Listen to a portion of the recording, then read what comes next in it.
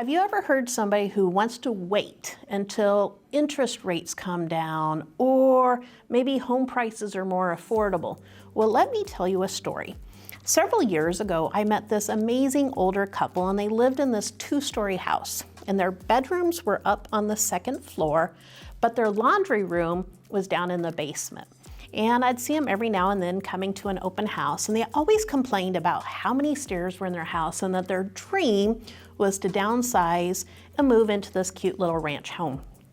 Well, every time I talked to them, this was back in the pandemic, the concern was the market was too hot. They didn't want to get into a multiple offer situation. Well, I happened to see them again and I mentioned, hey, great news, the market has slowed down. I saw this really cute ranch home, no stairs. It would be the perfect opportunity for them to get into the home that they would like. But then the concern was, well, Misty, the interest rates have come up and we're just not sure this is the right time. Maybe we should wait until those interest rates drop. Well, the challenge is if that's really the case and the interest rates drop, what do you think is going to happen? We're going to get into this hot market again and we're going to be back into multiple offers. So my recommendation, if this sounds even remotely familiar to you, is to not try to time the market, instead get into the market. Meet with the lender, talk to somebody and find out what those monthly payments would look like. What's your budget look like? Is there alignment there? Because maybe we can get you into that dream home, and when rates drop, hopefully they drop, we can always refinance. That allows us to lock today's price and get you into the home of your dreams. Let's talk about timing the market from a seller perspective. Every year, Zillow comes out with the perfect day to sell the house.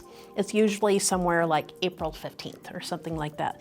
And the idea is that is when you have the peak number of buyers coming out to look at houses. And the reality is, yeah, there's actually a date like that.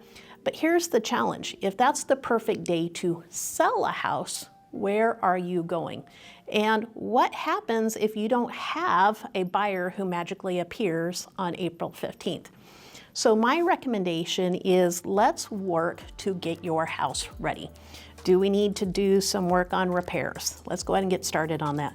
Do we need to maybe do some painting and clean stuff up? Let's go ahead and do that. And then when you are ready and you have found your next place to go, that's when we put your home on the market. It's kind of the horse and the cart situation, because usually when you're selling, you have to have a place to go.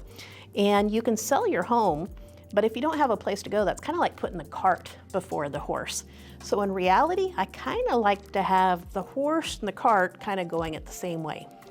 So long story short, don't try to time the market.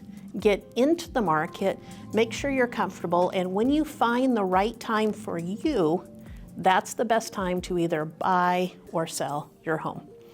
As always, this is Misty Mechke, Realtor with Hunsaker & Associates, here to answer all of your real estate questions. Make sure you like and subscribe so that you can catch our next real estate video. Thanks and have a good one.